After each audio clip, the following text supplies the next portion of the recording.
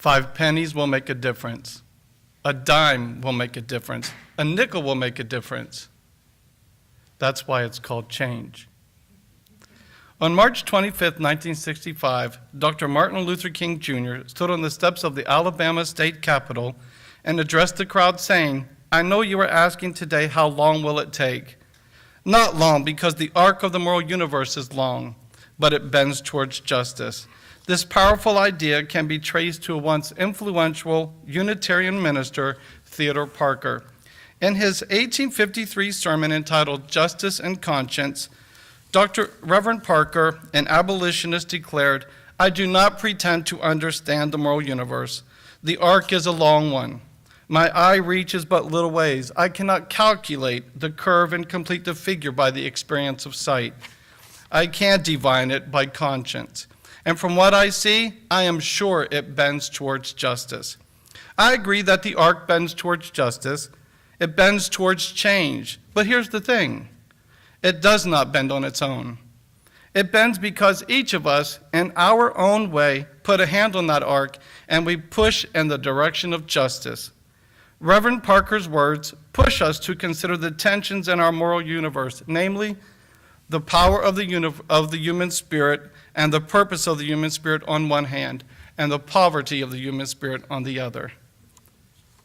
The poverty of the spirit, the easily surrendered to spirit, is the one that keeps us to ourselves, remaining selfish, while the rest of the world struggles to survive. The power and the purpose of the human spirit are the infectious and the triumphant kind, when we choose to reach beyond ourselves and into the world. Reverend Parker's words offer us a chance to look at the push and pull of the moral universe. Do we fight for what we believe and feel to be true, or do we surrender to the easy road with and offer nothing? The Reverend Dr. King, in his acceptance speech for the Nobel Peace Prize, said, "There is a sort of poverty of the spirit which stands in glaring contrast to our scientific and technological abundance. The richer we become materially, the poorer we have become morally and spiritually.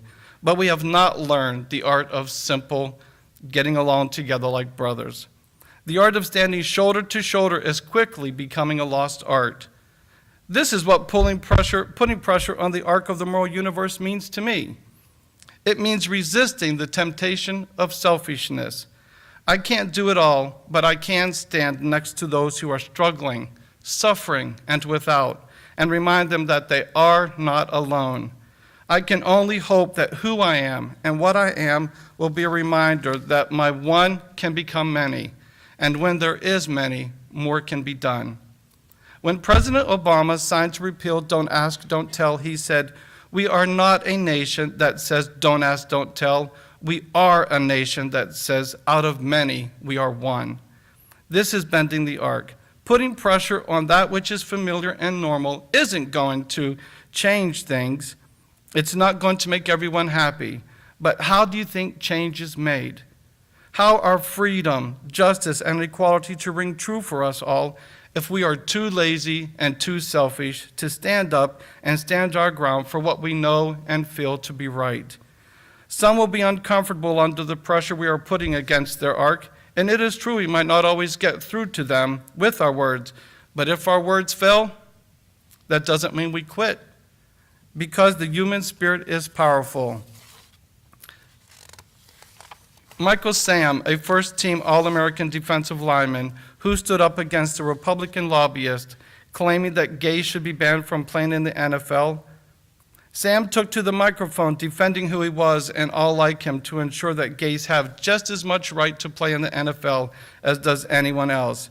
"Judge me for me," he said. "My experience is my sport, not for my sexual orientation." We should then persuade with our actions like the following people did through the power of their spirit. The power of the spirit is alive and well. Let me tell you about a 12-year-old little girl named Malayla Yousafzai. She is from Pakistan and should be an example for us all. She was not afraid to speak up and put pressure on the moral arc of her country. People didn't like the kind of pressure she was bringing. Her crime was simply because she stood up and she spoke out. Did it stop her? No. Even after she was shot in the head by a Taliban gunman, she still stood her ground, and continues to this day to speak for the rights of children in her country for an education.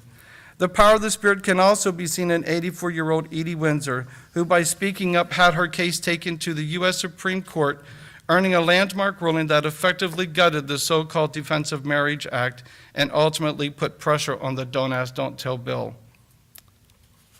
Again, these are just a few examples of those who resisted the poverty of the Spirit and were not afraid to stand up and use the power of their Spirit to make a difference. They didn't stop and ask, how much is this going to cost me, or what's in it for me? Oppressed people cannot remain oppressed forever. The yearning for freedom eventually has to triumph. By speaking up, they were not, nor can we be, afraid to put pressure on that arc. Otherwise, nothing will change. The human spirit is powerful when driven by purpose. Juniata College has called us to moral maturity. They are committed to the purpose of the Spirit. In his leadership philosophy, Dr. Troha lists 16 principles, the first of which is service to others. Humankind's survival is dependent upon our ability to solve the problems of injustice and learn the practical art of living in harmony to serve others. All around us, here and there, an individual or a group dares to love, and to quote President Obama, rises to the majestic heights of moral maturity. So in a real sense, this is a great time to be alive. This is a great time to see that each of us have a single task, a single purpose, standing right in front of us to put our hands on. How do we ensure freedom, justice, and equality for each other? We resist the poverty of the Spirit that keeps us from standing shoulder to shoulder in support of those with weakened voices. Instead, we should embrace the power and the purpose of the Spirit, which is infectious and stirs each and every one of us with the courage to lend a helping hand to our neighbor and to the world.